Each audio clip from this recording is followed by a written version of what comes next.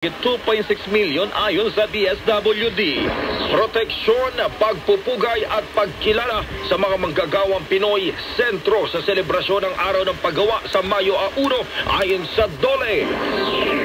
Sa police report naman doon sa Sa Miss Occidental, naaresto na Manny Vargas. Pasok!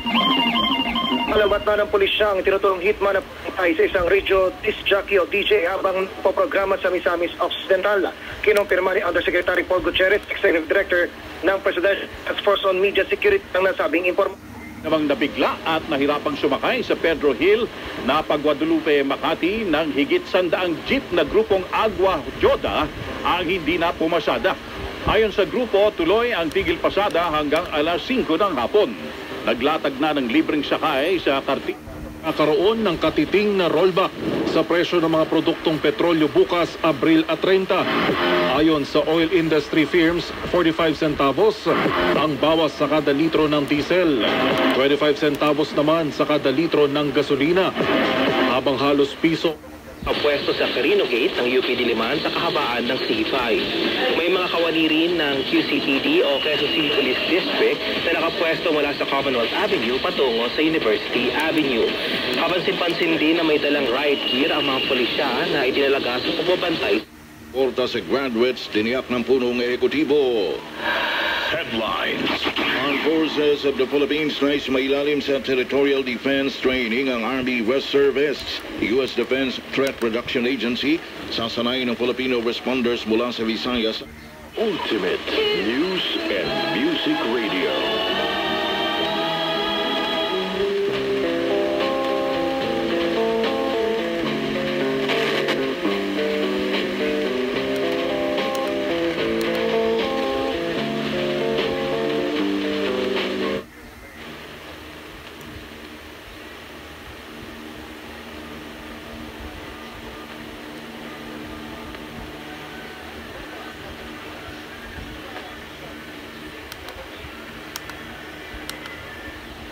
BBC News. You're listening to the news from the BBC.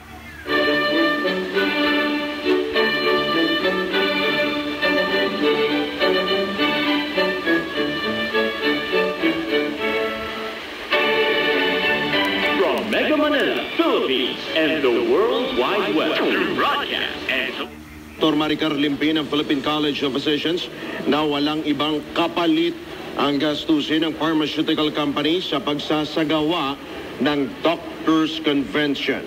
Ipinalawanag ni Dr. Limpin sa panayam ng DWIZ na may mga doktor na mula sa Zone Visayas, Mindanao, Mega Manila, araw po ng Lunes, ngayon ay April 29, 2024. Muling sumasa inyong Radyo Pilipinas News Nationwide. Ang ipon na kapagbalita ko po si Alan Alianige. Radyo Pilipinas News Nationwide. Ngayon sa detalye ng ating mga balita.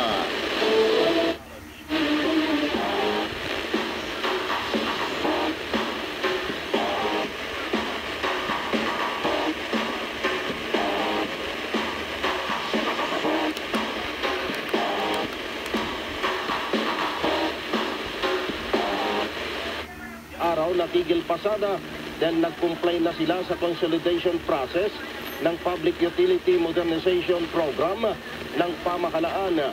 Ay co-op na kami. Ano yung co-op na? Consolidated na? Nakakonsolidate tayo.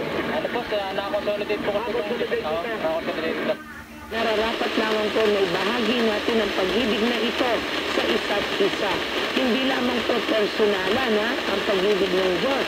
Tandaan, mga kapatid, walang pinipili ang Diyos para sa lahat ang pag-ibig ng Diyos. Lahat mahal ng Diyos.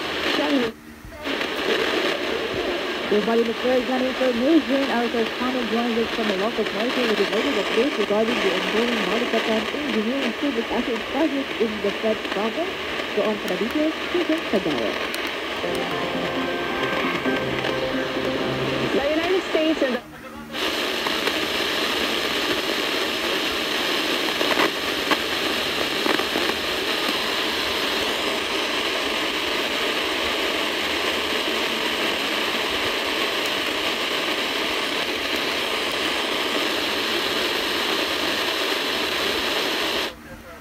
Thank the Lord for the assurance that we are love.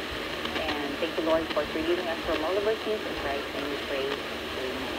Ayan. So, bibigyan ko ng pagkakataon si Doc mamaya na i-discuss para maiwasan natin yung two most common oral health disease na nakaka-apekto sa ating mga Pilipino para Dynamics kabilang na ang tensyon sa West Philippine Sea. Kaugnay nito, inaasahan ni Brother na muling makikibahagi sa susunod ng panikatang exercise ng Army Reserve Force. Ito'y para makadagdag anya sa kabuang pwersa ng bansa sakaling magkaroon ng national emergency. I gave instructions already to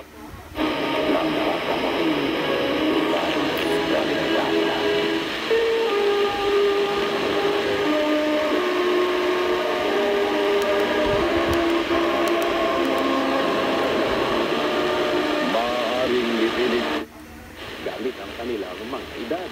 Nabanggit din ng presidente ang legal problems na kinakaharap ni Trump. Inaakusahan si Trump ng pagkatangkang itago ang $150,000 o 7.5 million pesos na halaga na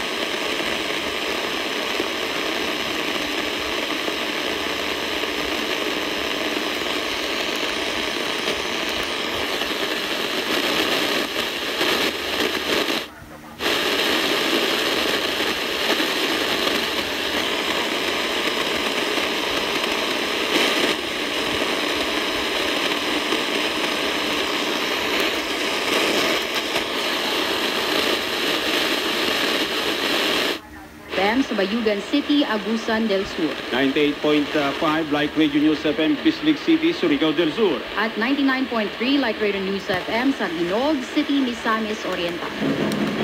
Papakinggan na rin tayo worldwide sa pamagitan po ng DZB Facebook Live at YouTube.